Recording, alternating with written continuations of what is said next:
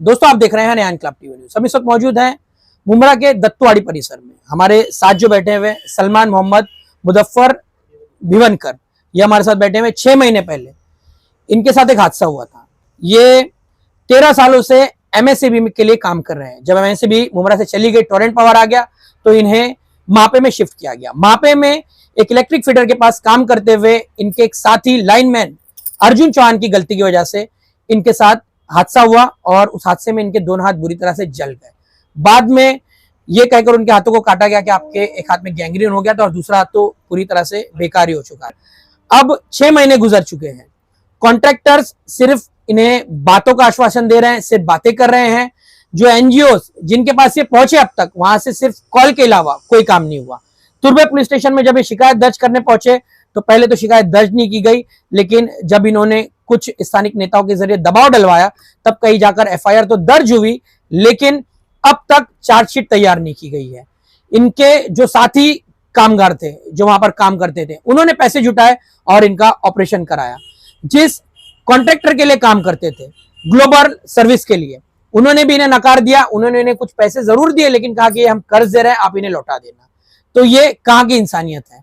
अर्जुन चौहान जब उसे कॉल किया जाता है तो बार बार कहता है कि मैं अब आ रहा हूं, तब आ रहा हूं। जब इन्होंने टाइम्स ऑफ इंडिया के सामने अपनी बातों को रखा तो टाइम्स ऑफ इंडिया ने इनकी खबर को छापा, जिसके बाद में इनकी कंपनी हरकत में आई। इनकी कंपनी से जुड़े लोग हरकत में आए। ये यहां पर पहुंचे भी, लेकिन सिर्फ आश्वासन दिया और चले गए। अब इन्होंने हमसे राब्ता किया, हम आपके सामने दोबारा इसकी खबर को रख रहे हैं। इनकी फैमिली में इनका एक छोटा बच्चा है, इनकी बीवी है, इनके बुजुर्ग माँ बाप है और एक बहन है। इन्होंने हमसे ऑफ कैमरा बताया कि इनके इस हादसे की वजह से वो अपनी बहन की शादी भी नहीं करवा पाए, उनकी मंगनी तक टूट गई है। तो आखिर कब इन पर ध्यान दिया जाएगा। शहर में एनजीओ तो है, दावे तो बड़े बड़े करते हैं, लेकिन सलमान मुजफ्फर शेख का कौन हामी है, इनकी कौन देखभाल करेगा, ये सबसे बड़ा सवाल है। साथ ही साथ प्रशासन से और खासतौर से पुलिस प्रशासन से उन्होंने इंसाफ की गुहार लगाई है। हम आपके सामने उनकी सारी बातें रख रहे हैं। इन्हें अब भी लोग कह रहे हैं कि आप माजूर नहीं है, आपको हम कुछ पीएफ का पैसा दे देंगे, आप अपना चार्जर बेचिए, हाथ गाड़ी लगाइए। तो बताइए, इनकी हालत देखकर आप इस सवाल का जवाब दीजिए, क्या ये किसी तरह से फिलहाल कोई काम कर सकते हैं। इन्होंने हमसे ये भी कहा कि अगर कोई अंगदान करता है तो परेल केएम हॉस्पिटल की तरफ से इन्हें यह कहा गया है कि आपको 10 लाख रुपए खर्चा आएगा और आपके दोनों हाथ लगाकर दिए जाएंगे। लेकिन इनकी कंपनी की तरफ से कहा जा रहा है कि इन्हें कुछ पैसे दे दिए जाएंगे और एक हाथ लगाकर दिया जाएगा। हम इनकी कंपनी से सवाल करते हैं कि जब दोनों हाथ आपकी गलती से गए हैं, आपके लाइनमैन की गलती से गए हैं, तो फिर आप इन्हें एक हाथ क्यों लगाकर दे रहे हैं। आपको तो इन्हें दोनों हाथ लगाकर देने चाहिए। खैर, वो भी सिर्फ वो बहाने बना रहे हैं कि आज होगा कल होगा। तो हम प्रशासन से अपील करेंगे कि इनकी इस हालत पर ध्यान दे और इनकी जो मांगे हैं, इनके बच्चे की तरफ देखते हुए आप जरूर इनकी मदद करें। भाई क्या नाम है आपका? सलमान मोहम्मद मुजफ्फर भिवनकर। सलमान भाई, आपके साथ कुछ हादसा हुआ था जिसमें आपके दोनों हाथ चले गए, तो ये किस वजह से हुआ था और कहाँ आप काम करते थे, वो सारी बातें बताइए। पहले मैं मुंब्रा में मैक कंपनी में एमएससी में काम करता था, कॉन्ट्रैक्ट बेसिक पे। फिर ये टोरेंट आई, 3 साल से मैं मापा में काम करता था। मापा MIDC पाउने जी, यह ऑफिस का एरिया का नाम है। क्या पोस्ट थी आपकी? मेरी आउटसोर्स में थी पोस्ट। जी जी जी, यानी मेंटेनेंस का काम जी। तो ये हादसा किस तरह से हुआ? यह हादसा इस तरह से हुआ है, ये जो चौहान जो करके था एक बंदा, ये कौन है चौहान? प्रधान था, लाइनमैन है वो। जी जी। तो उसने बोला है डोंगरे साहब से बात हो गई है, आप चलो मेरे साथ में, आपको मेंटेनेंस का काम है। बोला ठीक है चलिए। तो उतनी देर में उसका कॉल चालू हुआ, वो आरएमई बंद करने के लिए, जब बाजू में आरएमई बंद करना था वो बंद नहीं किया। 5 मिनट दूर जाके आरएमई बंद किया और मुझे फोन पे चढ़ा दिया उसने जी। और वो फोन पे बात करता। इतनी देर में जोर से ब्लास्ट हुआ, मैं ऊपर से नीचे उतरा तो दोनों हाथ मेरे जख्मी हो चुके थे, पूरी तरह से जल चुके थे जी। ऊपर से जैसे गिरा तो दोनों हाथ मेरे ये हो गए थे। तो ड्राइवर ने मुझे उठा के पहले अपना रिलायंस हॉस्पिटल लेके गया, जो है एरोली में। वहां लेके आने के बाद मुझे नेशनल 1 में लेके गया। नेशनल 1 में अर्जुन चौहान ने मुझे आगे लेके गया। इससे पहले ये अर्जुन चौहान कौन है? लाइनमैन, वही जिनकी गलती से हादसा हुआ। गलती से हुआ जी। अच्छा, कौन से कॉन्ट्रैक्ट आप काम कर रहे थे? ऑल ग्लोबल प्राइवेट लिमिटेड जी। और जिसमें आपका सुपरवाइजर था चौहान? नहीं, सुपरवाइजर का नाम क्या था? सुपरवाइजर अपना ये रोहित परब था। रोहित परब जी। यानी MACB के अंडर में अपन काम कर रहे हैं। तो जब से हादसा हुआ उसके बाद से अभी तक उन्होंने आपकी क्या मदद की है? अभी तक की कुछ मदद नहीं की है। और चौकी में हम लोग ये कब हुआ था हादसा? ये हो गया 6 महीना, जी। बकरा ईद की चांद रात के दिन। अच्छा अच्छा, जिसके एक दिन बाद बकरा ईद हाँ, थी बकरा मतलब ईद। उसकी। तो कुछ भी मदद नहीं हुई कुछ आपकी? भी मदद नहीं हुई। जो मेरे जो स्टाफ था, दोस्त यार थे, उन लोग ने थोड़ा थोड़ा करके पैसा करके नेशनल वन हॉस्पिटल में उन लोग ने जमा किया। लेकिन ये जिम्मेदारी तो कंपनी की होना चाहिए इस कंपनी- मामले में। टोरेंट पावर को देखिए, कुछ होता है तो टोरेंट पावर वाले उसमें बाकायदा वर्कर्स को पैसा वगैरह देते हैं, तो यहाँ पर एमएससीबी की तरफ से कुछ नहीं हुआ। कुछ भी नहीं। जी और मेरे डैडी को उधर गोरेगांव में उनका मेन ब्रांच है, ऑल ग्लोबल प्राइवेट लिमिटेड का। जी। तो वहाँ पे मेरे डैडी को वहाँ पे लेके गए, तो बोले आपको 95,000 दे रहा हूँ, आप मुझे जब भी आपका पैसा मिलेगा तो आप मुझे रिटर्न दे देना। यानी कि वो भी उधार वो भी उधार। जी। और जिसके कॉन्ट्रैक्ट पे आप काम करते हो उन्होंने कुछ भी मदद नहीं किया। 95,000 दिया था मुझे, उधार- वो भी रिटर्न बोले रिटर्न दे देना। अच्छा, मांग रहे हैं, अभी भी हाँ। मांग रहे हैं। तो मेरा ये मामला हुआ था इधर पे ना, वहाँ पे नहीं अपना एरोली में, क्या है उसका, हॉस्पिटल की बात कर रहे हैं आप?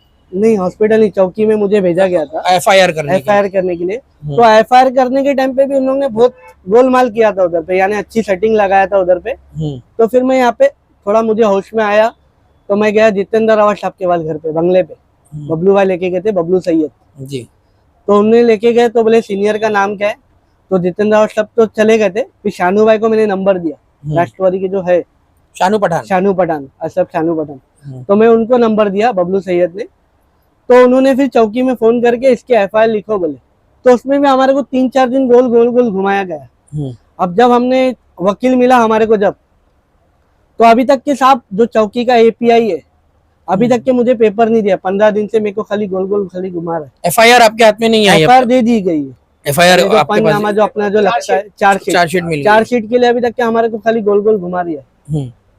तो जब आपने इस ताल्लुक से सारे लीडर से मुलाकात, जैसे आपने जितेंद्र रावत का नाम लिया, शानू, तो उनकी तरफ से भी कोई मदद नहीं हुई? कुछ भी नहीं। उनने फोन किए थे, सिर्फ फोन किया आपने, फाइनेंशियली कोई मदद? कुछ भी नहीं। अच्छा, रूटा अवार्ड का अभी आपको क्या मदद चाहिए, मतलब आपकी क्या गुहार है लोगों से? मेरी ये गुहार है, जो भी मेरा हुआ है नुकसान, यानी दोनों हाथ का, मैं खाली इतना ही बोल रहा, दोनों हाथ का मेरे कर दीजिए, और मेरा बच्चे का फ्यूचर का खाली सवाल है बस। जी। तो हाथ वगैरह कुछ आपके ट्रीटमेंट के बारे में कुछ चांसेस है आपके दोबारा हाथ हाँ, ठीक होंगे? ये ट्रीटमेंट के तो चांसेस है। अंग दान कोई करता हाँ, है तो? अंग दान कोई करेगा तो ग्लोबल वाले जो है अपना केम हॉस्पिटल जो है सायन में, उन्होंने बोला है कि आपको परेल में है क्या? हाँ, परेल में आपको 10 लाख रुपया खर्चा आएगा। अगर आप मंथली फंड से जाएंगे तो आपको 4.5 लाख रुपया एक हाथ का खर्चा आएगा। अच्छा, मतलब दोनों हाथ तो आपके वापस आ सकते हैं? हाँ, दोनों हाथ आप वापस आ सकते जी। हैं। खाली मेरी इतनी एक गुजारिश है, जो भी इसमें है उसके ऊपर सख्त से सख्त कार्रवाई हो। यानी कि जिम्मेदारी भी लेने को तैयार नहीं है, हेल्प भी करने कुछ को भी तैयार नहीं। नहीं? खाली बात आश्वासन, 6 महीने से मुझे आश्वासन दिया गया है। और मेरे घर में मैं अकेला कमाने वाला हूँ। जी। मेरे घर में कोई कमाने वाला नहीं। मेरी कौन wife कौन है है, आपकी फैमिली में? मेरी मम्मी है, वाइफ है और एक छोटी बहन है, वो भी मापा एमबीबी में काम करती है। जी। अभी बाकी मेरे बच्चे का फ्यूचर का सवाल है। मेरा बच्चा 3.5 साल का है, पूरे घर में कमाने वाला मैं हूँ। अब मेरा घर कैसा चल रहा है वो मुझे ही मालूम है। जी, क्या नाम है आपका? मोहम्मद मुजफ्फर। जैसे कि हमने सलमान भाई से बात की, उन्होंने बताया कि किस तरह से उनके साथ हादसा हुआ। हाँ। और अकेले घर में कमाने वाले भी वही हैं, वही और लोग सिर्फ बातें कर रहे हैं, आश्वासन दे रहे हैं, मदद नहीं कर रहे। मदद। तो इस ताल्लुक से आप क्या प्रशासन से अपील करेंगे? अरे मैं वो यही बोलना चाहता हूँ कि मेरे दोनों हाथ, मेरे बच्चे के दोनों हाथ लग जावे, और मेरा नवासा है उसका ये फ्यूचर का सवाल है, क्योंकि कमाने वाला वही था, वह हमको संभालना मांगता, हम अभी उसको संभाल रहे हैं। जी। तो जैसे कि एफआईआर में भी आपने कहा कि एफआईआर में काफी देर भी लगाई गई हाँ, आपको, हाँ। और उसके बाद में अब तक जो पेपर्स आपको देने चाहिए हाँ, वो वकील आपको है मिले हमारे नहीं। पास रेडी, मगर वो जब वो इधर से मिलेंगे पेपर तो हम वकील को देंगे ना। जी। मगर वो पेपर के लिए भी उधर से उनको सेटिंग हो रही है, तो वो अपने को पेपर के लिए रुका रहे। अच्छा, मतलब कौन सा पुलिस स्टेशन है ये? तुरबा चौक। तुर्बे पुलिस स्टेशन। हाँ। आप क्या कहेंगे खाला? मैं तो ये की है, मेरे बेटे का इंसाफ होना, बस कैसा भी करके मेरे बेटे को इंसाफ मिले। क्यों, हमारी जो कंडीशन है ना, जो भी था वही दारो मदार था, और हमारे घर में कोई नहीं है। भाई बेटी है शादीशुदा, वो भी ये भाई की वजह से उसकी भी शादी नहीं हो सकती। जो ये चौहान है, मेन चौहान है, चौहान की ऐसी निकालो कि हम लोग उसको फोन करते ना, मैं भी आता जब भी आता, लेकिन मैं आ चौहान रहा नहीं आता है नहीं। जरा। और कुछ फैसला करता नहीं। लोगों और को इसको बोलता है कि मैं उल्टा कर रहा हूँ, बोलता है, मदद कर रहा हूँ, मैं काफी 6 लाख मदद रुपया कर दूंगा, उसका एक हाथ लगा के दूंगा, लेकिन वो आता भी नहीं ना, हम लोग का इंसाफ करता भी नहीं। आज ऐसा कितने दिन चलेगा हम लोग के साथ में।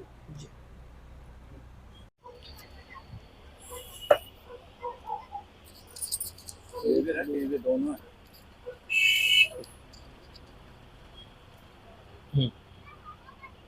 क्या नाम है आपका? मेरा नाम सोलेहा भिवनकर है, मैं इनकी वाइफ हूँ। आपके हस्बैंड के साथ में तकरीबन 6 महीने हो गए ये हादसे को लेकर, उसके बाद से कैसी परेशानियों का सामना करना पड़ा और क्या इंसाफ की गुहार लगाओगे आप? मैं तो बस यही चाहती हूँ सर कि जो अर्जुन चौहान है उसके खिलाफ सख्त से सख्त कार्रवाई हो और मेरे हस्बैंड को कम से कम कंपनसेशन तो मिले। कंपनसेशन का कम एमएससीबी की तरफ से ना, ग्लोबल के जो है नरेश मखीजा, प्रशांत देते, वो लोग सब कॉन्ट्रैक्टर है, वो सब कंपनी के मालिक है। कम से कम मेरे हस्बैंड को आके एक बार ऐसा कहे तो सही कि हम तेरे लिए कुछ कर सकते हैं। कोई आके देख रहा भी नहीं मेरे हस्बैंड को। और मेरे हस्बैंड जब डिप्रेशन में चले जाते ना तो उनको संभालना मुश्किल हो जाता। जी। अच्छा, अभी तक कितने रुपए की मदद आई है वहाँ से? नहीं, अभी तक तो कुछ भी मदद नहीं आई है सर। और जिन जिन को इन बारे में पता चला इस बारे में, उनकी तरफ से क्या मदद आई है फोन के नहीं, अलावा? कुछ भी नहीं, कुछ फोन भी के नहीं, अलावा पैसे कुछ भी नहीं, अच्छा, बस आश्वासन जो चालू है। कंपनी में काम करे तो उन कंपनी के लोग कितनी बार अगले देखने के लिए आए हैं? एक बार जब हमने एफआईआर कर दिए थे और जब टाइम्स ऑफ इंडिया में छपा था ये सब कुछ, उसके बाद एक बार आए थे बस। उसके बाद से कोई भी नहीं। बस बोलते हैं कि हम आपका परिवार है, हम आपके साथ है, बाकी कोई कुछ करने के लिए तैयार ही नहीं है। और हमारे नाम का केस हटा दो, ऐसा बोलते हैं हम लोग। मतलब एफआईआर में से हमारा नाम निकाल। कौन बोलता है ये? नरेश मखीजा नरेश मखीजा, ये कॉन्ट्रैक्ट एमएसबी का कॉन्ट्रैक्ट, ग्लोबल का कॉन्ट्रैक्टर। ग्लोबल के जो मैनेजर है कॉन्ट्रैक्ट, ग्लोबल कंपनी के और प्रशांत देते कॉन्ट्रैक्टर है। तो ये कहते हैं कि एफआईआर से नाम हटा दो। एफआईआर से हाँ। नाम हटा दो। आप लोग ने क्या जवाब दिया? हम लोग ने बोला एफआईआर से कैसा नाम हटाएंगे, आप पहले हमारा इंसाफ करिए, अच्छा, हम मतलब हटा देंगे। आपका कंपनी में जो डिमांड है वो कंपनी से आपको मिल जाएगा, तो आप लोग कहीं ना कहीं कुछ ना कुछ सेटलमेंट करो। हाँ, सेटलमेंट कर देंगे, लेकिन वो सेटलमेंट करने के लिए तैयार नहीं है। उसको बुला बुला के थक गए हम लोग। जो है अर्जुन चौहान, मेरे दोस्त लोग को बोलता है, वो बोले उसका तो अपन कर देंगे 6 लाख रुपया उसके हाथ में, बोले दूंगा भी नहीं मैं, जब उसका ऑपरेशन होगा जब उसके हाथ में दूंगा और एक हाथ लगा के दूंगा। अच्छा सलमान भाई, आप जबकि देना तो दोनों हाथ चाहिए लगा के। दोनों हाथ आपको कुछ सेफ्टी किट वगैरह कुछ भी प्रोवाइड की गई है? अभी तक के एमएससीबी में सेफ्टी किट अभी तक के नहीं है, एफआईआर होने के बाद में भी नहीं। उनको एक लेटर भी दिया गया मेरा होने के बाद में कि आपको सेफ्टी किट मिलेगी, लेकिन अभी तक के सेफ्टी किट अभी तक जब जब आप काम करते थे सेफ्टी किट की मांग करते थे तो क्या कहा जाता था? सेफ्टी किट में क्या क्या रिक्वायरमेंट रहती है? सेफ्टी किट में आपका हैंगलोस होता है 22 केवी का, 22,000 केवी का हैंगलोस रहता है, और डिस्चार्ज रॉड रहता है, कॉन टेस्टर रहता है। ये सब एमएससीबी के पास कुछ भी नहीं है। सेफ्टी बेल्ट रहता है, ये सब कुछ भी नहीं है, ना शूज है ना कुछ है। खाली बस अंधाधुनी कानून चल रहा है।